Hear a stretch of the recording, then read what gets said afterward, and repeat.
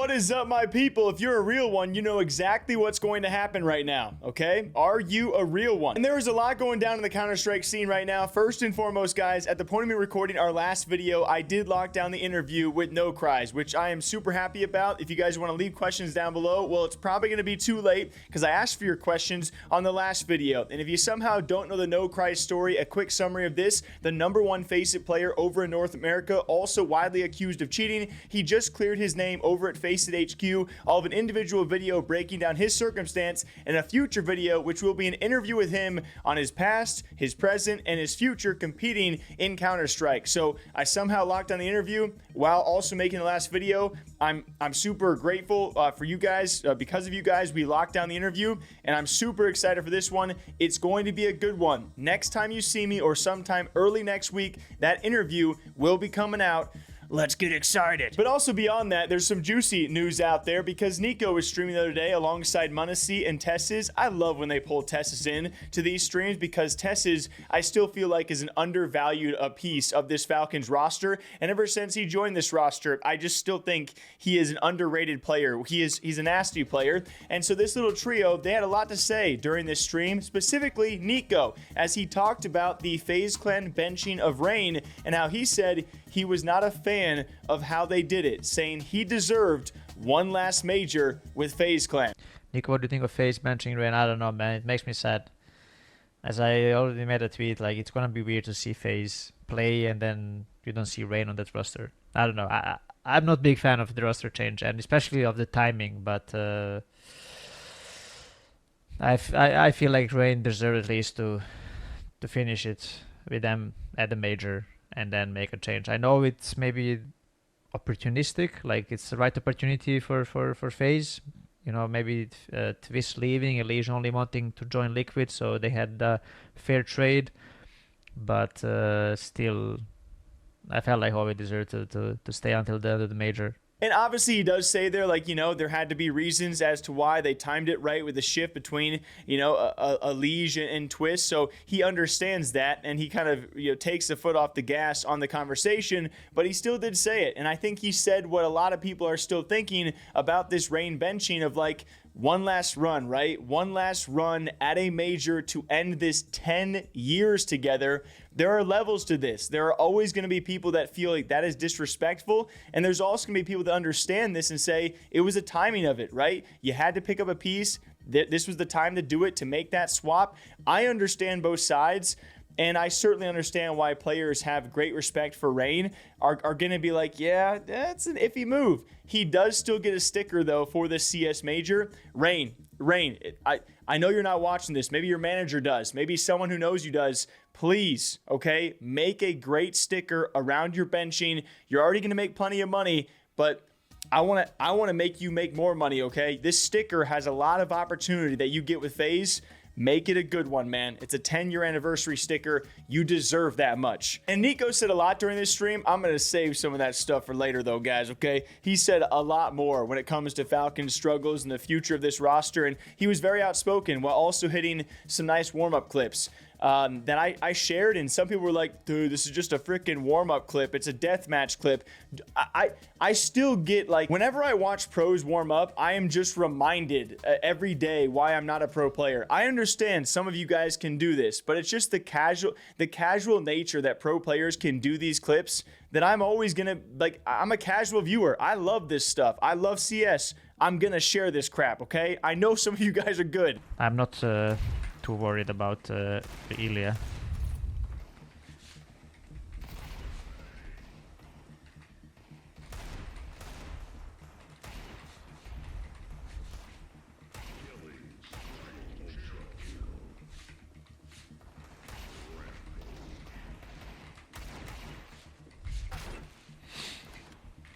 And beyond that, though, probably the main reason why you're here, we had a FaZe Rain interview over on HLTV confirmed. Love those guys. The HLTV awards are coming to close this year, and I will be covering them. It's going to be a fun time. And this was probably one of the top interviews they have had throughout this entire year. Of course, we talk about Rain time and time again, nearly a decade with FaZe. And one of my favorites over there, he gave a great interview, a very insightful interview. Over on Kick is where this thing was hosted. I think they eventually probably posted over on YouTube YouTube too.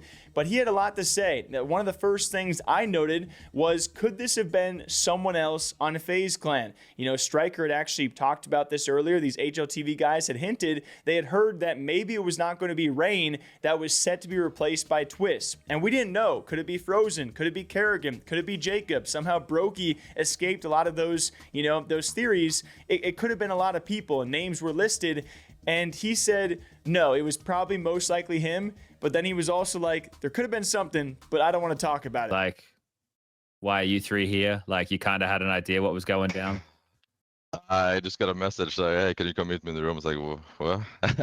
And then everybody comes in. I'm like, oh, shit. There we go. Here comes the talk. Yeah. Okay. You mentioned, I mean, Blast London, that's like a good month ago. I mean, that's been in the works for a while then. Yeah, it's been for a long time. Yeah. I mean, we were talking about this on the last couple of episodes. We both, Chad and I, heard that there was some, you know, uncertainty around what the exact change would be and all these things. Was there ever a chance that it wouldn't be you? No, I don't think so. I think it was pretty set. Maybe there was something, but nothing I want to go into. Okay.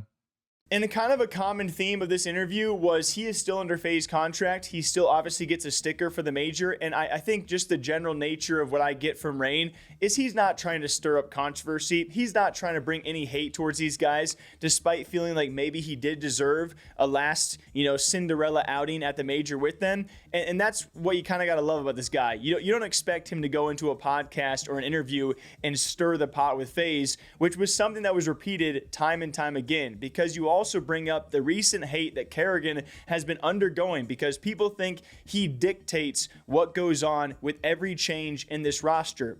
Some people online have been referring to him as the dictator in this situation, to which Rain says, no, it was not ultimately Karrigan who kicked me. It was not just his decision making, and people need to lay off Karrigan, because another side of Rain is he understands why they did it, which again, he is so great around these things. It's hard not to love him even more. Like, because you've been part of this team for so long, it just kind of feels a little bit like it just feels shitty, right? Yeah, a little bit.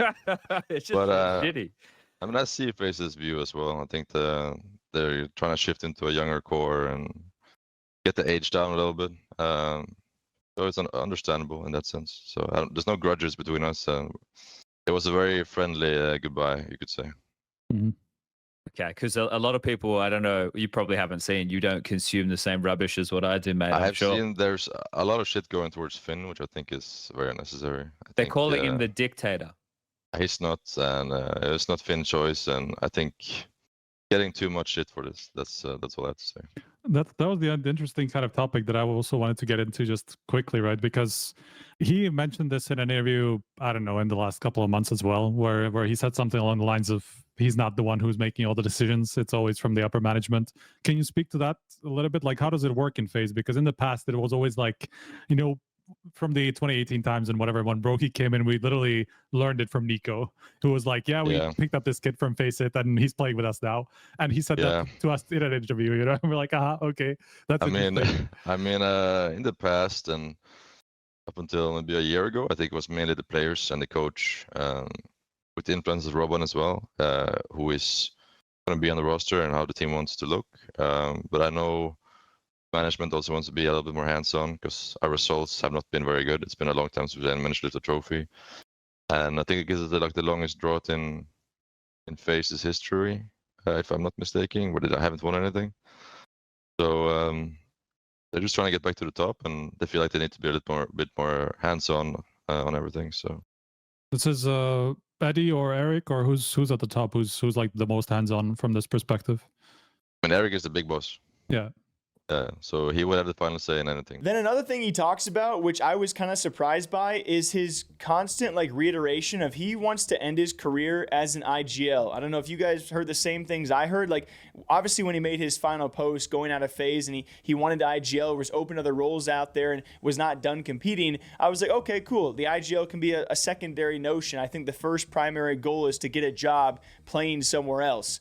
But it seemed like throughout this interview, he was like, I don't want to join some teams because I can't IGL that team. So I don't know if he wants to pick that up right away, but certainly FaZe Rain, to end his career, it sounds like he wants to be a full-on IGL, which I found a little surprising and also very interesting. And then one last tidbit for you guys. I really wanted to clickbait this one for a future video. You guys know me. I got to get as much content out of this as possible, and I still might in the future. Was his response to BC Game and Simple, the conspiracy / rumors out there about him potentially going to BC Game and joining up with Simple because BC Game gave Simple the reins and they might be changing rosters, you know, after this next major. I don't know about you guys. Maybe I'm drawing conclusions here, but his smirk, his smile here, it has me thinking something's going on. All right, that's just all I'm gonna say. All right, he had a bit of a different smile in response to this question. Smashing the hell out of tier 2. A lot of people are like, hey, what about Rain to BC Game? Because they did say when they picked him up that they, you know, could be aggressive with some of their choices and trying to build a big roster around Simple. Is that there anything there? You have to wait and see what happens. Okay, so we know that you're going to be... So I don't know, guys. The future of FaZe Rain is still up in the air. He is still under contract with FaZe for a short while of time, I think, to end this year. So we await to see if any other teams have interest. Probably not before the major, at least the teams that he is looking to maybe join. So after the major, I think he will be going somewhere. And so we'll see exactly where that is. If he ends up being an IGL or a different role at this point in his career. It was a great interview overall. Revealed a lot of things. Not to hate on FaZe. And I think if there's anyone you could remove from your lineup after almost 10 years and not give him a last major chance and he's still okay with it and goes out in a really reverent way, it is someone like FaZe Rain. So, great as always. I think one last tidbit, too. We found out that picture of him in the wine glass and we thought it was wine. It was I think it was Pepsi or Coke, whatever it was. It was pop.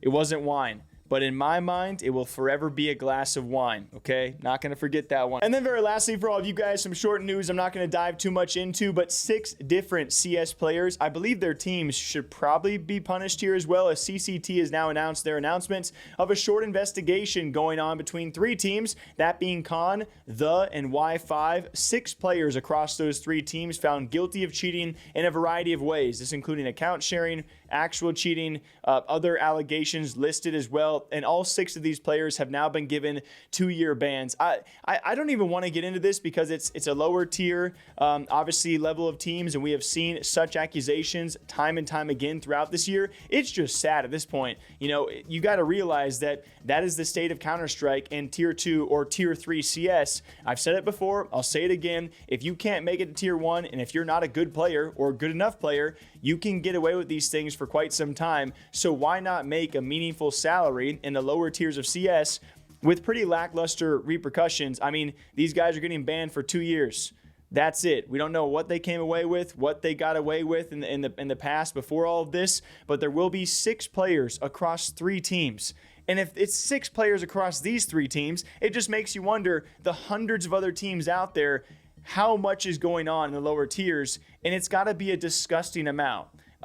So good riddance to all those players. Should be more than 2 years. I mean, but that's just me, I guess. But shouts to CCT for actually getting things done. You know, we see a lot of accusations pop up and then no actions taken later on. So yeah, just another day in Counter-Strike where a TO pops up or an organizer or a tournament pops up and goes, hey, yeah, just so you guys know, 6 guilty players across 3 different teams.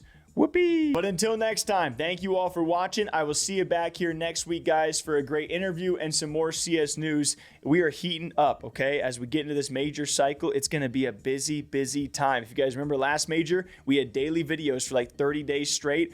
So I'm trying to enjoy myself until that madness begins later on this year. So if I missed anything, DM me, leave a comment down below. I like to cover it all. Thank you all for watching. We'll see you back here next time. See you guys then.